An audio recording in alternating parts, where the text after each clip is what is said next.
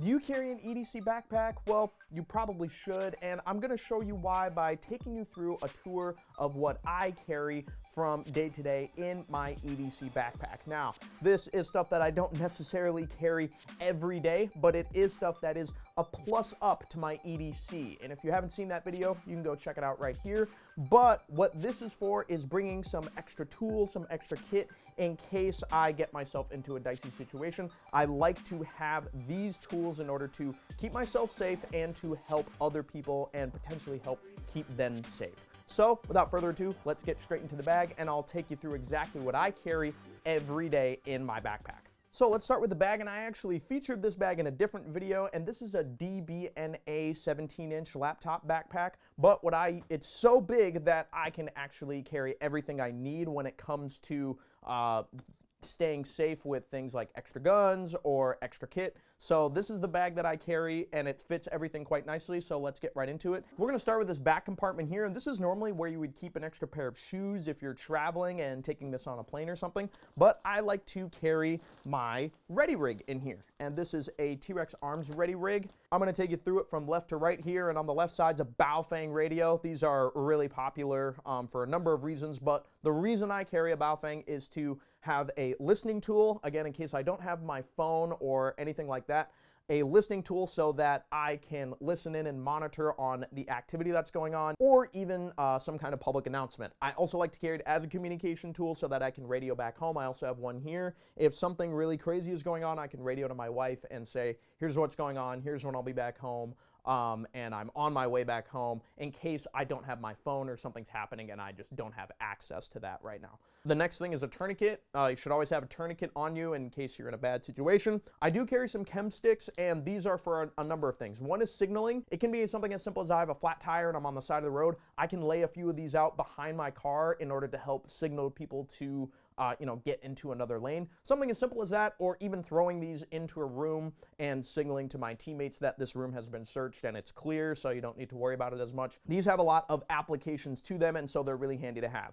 I also have a 20 round 300 Blackout mag and a 30 round 300 Blackout mag. I do like 20s. I like how more compact they are, and they really help with maneuverability. We have a flashlight, and this is the MT2C Pro. It's about a 2000 lumen flashlight. It works great for everything that I need. I don't find myself carrying a flashlight on my EDC every day, so if you saw that video, you noticed that I don't carry a flashlight with me. That's because I keep it in my backpack, so in case I do need a flashlight, it's with me in my backpack in my ready rig, and I can deploy it at any time. The other piece of medical equipment are some gloves. These are just some basic medical gloves, and then some wound packing. I always like to deploy this first, is how I was trained. Always do wound packing first and then move to a tourniquet. It should really be a 1 and a 2. It shouldn't just be the tourniquet by itself. The only other thing is a multi-tool. I got this as a gift, actually, and this is just a hammer, some pliers, even a couple of extra sharp knives and things. So this is a tool in case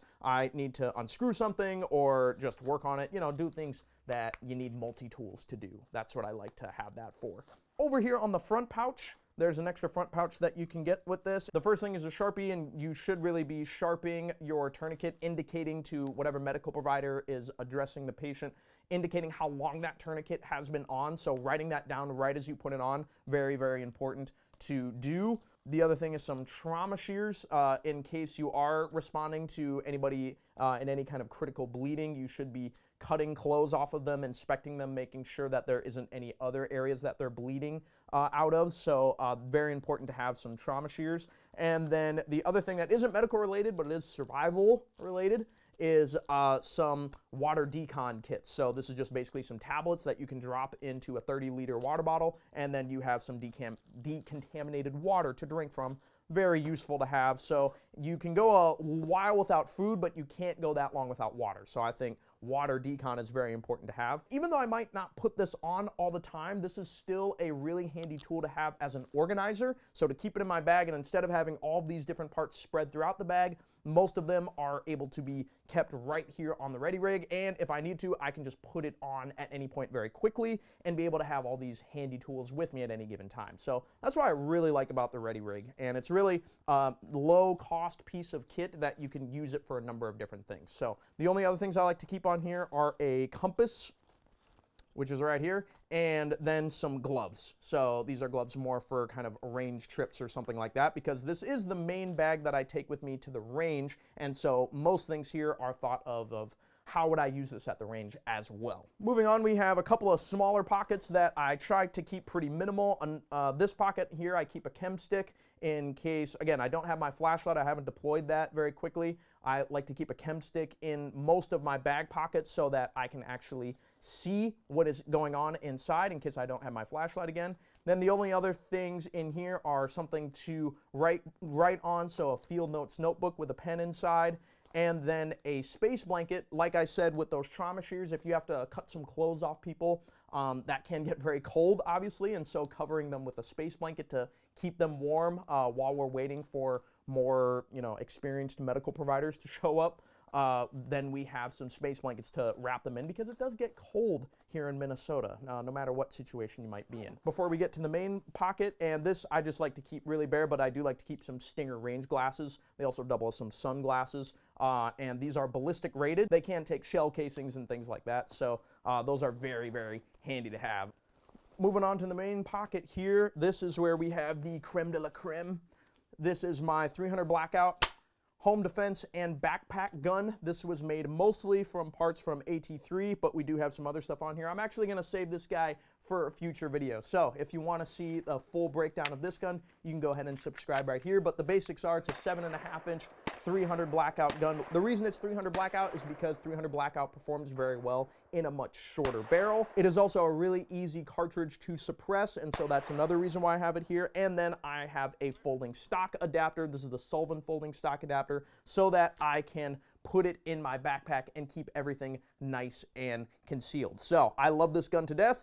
This is my first real build with AT3, and I actually am really enjoying it. Moving on through the rest of this compartment, there's not much else except I do have some Walker Ear Pro, and these are really common. You can find these at almost any gun store. Don't really have any communications or anything set up with that, but just some really basic Walker ear protection, again, when I'm out at the range doing a range session or something like that.